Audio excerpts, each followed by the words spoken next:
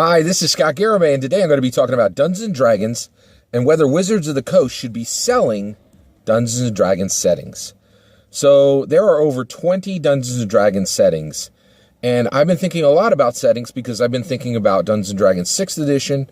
6th edition is going to be starting secret design very, very soon, in my opinion, or it has already started secret design, and then there's going to be a public design period for Dungeons & Dragons 6th edition. When that happens, we're going to have a fallow year or fallow years. There's going to be an area where Wizards of the Coast is going to be selling Dungeons & Dragons, but nobody's going to want to buy 5th edition. And that is very, very hard, right? And I think one of the best ways that they can make money during that fallow period is to sell setting books, to create 3 specific setting books, one every 6 months. That would give them 18 months to build the game, and then they could sell a setting book every 6 months for 5th edition, right? I think those three setting books should be should be Dark Sun, and also Birthright, and I also think Thunder Rift. So those are the 3 that they should sell a setting book for, okay? But what I'm going to talk about today is Dungeons & Dragons has over 20 settings. 20 settings. This is way too many. This is a problem that TSR created, that Wizards of the Coast made much, much better. And there have been many, many less settings under Wizards of the Coast. But having 20 settings is confusing, problematic. So what does Wizards of the Coast do with all these excess? And that's what we have. We have an excess of Dungeons & Dragons settings, okay? So I'm going to talk about every single Dungeons & Dragons setting and what their selling status should be, okay? Now, I'm going to say right out of the gate, every single one of the over 20 Dungeons & Dragons settings falls into one of 3 categories. It falls into the halt settings, the dormant settings, and the effervescent settings. We're going to talk about the halt setting first. So what are the halt settings? The halt settings are Mahasarpa, Karator, Rokugan, Dragon Fist, and Al-Qadim.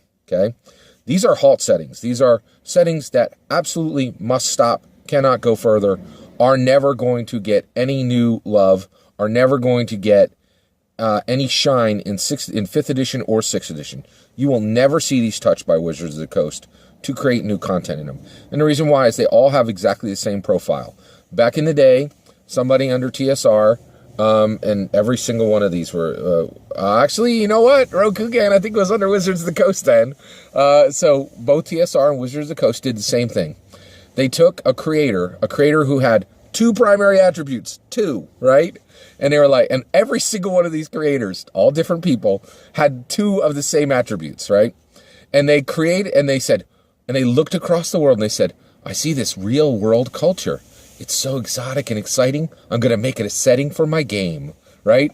But those creators were not members of those cultures. Every single halt setting, every single setting I just listed, Wizards of the Coast can never make another world book out of them. They're untouchable, right? They're really just, you can't do anything with them. Except, here's the thing. All of the halt settings should not be sold. They should be immediately, in my opinion, actually, I would do this one at a time, right? They should be given away for free to a charity that wants them, okay? And that charity should be a charity specifically that serves people in those cultures that those games were written about, right? That are the foundation of those cultures, right? Now, the reason why they could do this is those charities can then take another step. They can bring in tabletop role-playing game designers who are from those cultures to lead a project to relaunch those settings, not under Dungeons & Dragons, under a new tabletop role-playing game that is distinct and different than Dungeons & Dragons, but it is the same setting, right? And so basically, you could essentially cleanse the halt settings by giving them away, saying, we made a mistake in the past, acknowledging your mistakes, right? And then giving those cultures some value and saying, you guys carry this forward, remake these in a useful, helpful way. And I think that's a really great way. So all the halt settings should not be sold. They should be given away to charities, and then each one of those charities should be allowed to create a tabletop role-playing game And I would do new rules, right? And each one of those tabletop role-playing games should be created from the gate with leadership from creators who are in those cultures and understand those cultures and have incredible respect for those cultures and have full knowledge of those cultures because they grew up in those cultures, right? That is what I would do, right? So that's what you do with the Salt settings. What do you do with the dormant settings, the sleeping settings, right? The dormant settings for Dungeons & Dragons are generic fantasy. They're problematic settings. Most of them are, the problem is that they are generic fantasy. They're generic fantasy settings that are not Dragonlance or Forgotten Realms. Done, right? And because you already have Dragonlance and Forgotten Realms, which have incredible momentum, incredible respect within the industry, and incredible respect within the community, respect even outside the Dungeons & Dragons community, they are all complete dittos, complete also-rans, and completely unnecessary. Here they are. Blackmoor, David Arneson, right? Dave Arneson created it. And then Greyhawk, you're talking about Gary Gygax right there. Mystara Pelennor, I'm not even gonna, it's got a whole bunch of people who created it. Pelennor is actually Dungeons & Dragons UK, right? But these are all bog standard generic fantasy settings. They are completely unnecessary within Dungeons & Dragons. There's no need to keep them, right? Because Forgotten Realms accomplishes every single thing that every single one of these other games does, only 10 times better, right? And there's actually, and there's just a much more strong base for Forgotten Realms or Dragonlance, okay? Last in the so all those dormant settings, they should all be sold to other tabletop they should be sold, okay? I'm going to talk at the end on who should buy these, okay, and what the price should be, okay? But they should be sold. They should absolutely be sold to other companies, and they should no longer be a holding of Dungeons & Dragons, right? All right, so, and then also Nentir Vale. Nentir Vale is smeared with 4th edition. 4th edition is the only edition of Dungeons & Dragons that had a robust, persistent hate community, right? And that thing is, and 4th edition is rubbed all over Nentir Vale. Nentir Vale is the only setting to come out of 4th edition. You can't do anything with it because everybody hated 4th edition. Actually, half the community hated and so you can't like raise up a setting from an edition that half the people hated, okay? All right, so all of those, so Blackmoor, Greyhawk, Mystara, Pelennor, Nentir Vale should all be sold, okay? Now I hear you. You're like, wait, Mystara? Wait, you're like, wait, hold on. Blackmoor and Greyhawk should get sold, right? Yes, all right, so here's the thing. One, if Gary Gygax had created the first Dungeons & Dragons setting, I would say that setting was valuable. But Greyhawk is not the first Dungeons & Dragons setting. Blackmoor is, right? Well, here's my take. Dave Arneson, I think he's like a carbuncle on Dungeons & Dragons. I think his input on the game was really minimal and is highly inflated, right? And so I don't really think there's a lot of that. So the first Dungeons & Dragons setting is not from Gary Gygax. It's not from the creator, right? So it's just from Dave Arneson, right? And then, is there value in Greyhawk? No, there's not a value in Greyhawk. Here's why. Gary Gygax doesn't need Greyhawk to be famous. He invented Dungeons & Dragons. Nobody's like, are you talking about Gary Gygax, the guy who created Greyhawk? No, like nobody cares about Greyhawk, right? They care about the game he created, right? Greyhawk is just a bog standard generic setting. It's not needed. And it's the same thing with Blackmoor. Both of these should be sold. They are the most valuable settings, in my opinion. Absolutely most valuable settings. They should not be sold first. They should not be sold first. Okay? All right. Okay, but they should be sold. I would sell Mystara first, right? Mystara is just like, what are you gonna do with that? Like, it's just not. It's ripe for selling. Okay. All right. Now, we've talked about the halt settings. We've talked about the dormant settings. Let's talk about the effervescent settings. Effervescent settings are all the other settings. These are settings that are alive and have possibility. They're fizzing and they're bubbling with possibility. You know what I mean? They're effervescent. Let me tell you what they are. Forgotten Realms, Dragonlance, Spelljammer, Dark Sun, Ravenloft, Council of Worms, Planescape, Eberron, Thunder Rift, Jack Andor, Birthright, and Ghostwalk. Okay? None of these are duplicative. They're all really cool and unique. They all have their own spin. They all come with a spice. You know, they're all spicy and cool, right? They're all unique, right? And they all have momentum. Like somebody's done something with them. They have communities that love them, and they don't have a big old problem attached to them, right? Like the Halt settings do, okay? So here's first right out of the gate, Dragonlance. Gotta be sold. Here's why. I feel like there's a battle for being the generic setting of Dungeons & Dragons. That battle exists between Forgotten Realms and Dragonlance. And here's the thing. I really think, not everybody read those books. I'm a huge Dungeons & Dragons fan. I've never read about Raceland. I know he exists, right? But the reality is people just don't care about those books anymore. In my opinion, at a macro level. And the young people of our day are not really, like, there isn't like a, woo, I like Kendors, and it's just not a thing. Dragonlance was super cool when it was written, but it's not it doesn't have momentum today. That's the fact, right? I love Dragonlance. I think it's important, but it's fighting tooth and nail to be the generic setting of Dungeons & Dragons. And here's the thing. Forgotten Realms just uppercuts Dragonlance. It just uppercuts it in the face. Boom! Done, right? Like, it's just Forgotten Realms because of Ed Greenwood's work, because of the art that's gone into it, because of the 3rd edition books that are the best source books ever created for any TRPG in the history of mankind. Like, the Forgotten Realms source books are a lesson in how to build a source book for a TRPG. They are beautiful writing, beautiful layout, beautiful art, right? They're unbeatable, right? And just the momentum that Forgotten Realms has gained since its beginning, it puts Dragonlance in the dirt, right? Forgotten Realms should be the generic setting of Dungeons & Dragons. I believe it is an unannounced official setting for 5th edition. I think Forgotten Realms really is the 5th edition setting, but they won't say it, right? And they also won't give us any setting books except for Guild of Ravnica, which is about to drop, right? Okay, so Forgotten Realms should be never sold, okay? All right, so here's some more. Here's I'll give you the status for the rest of the effervescent settings. Spelljammer, keep it, love it.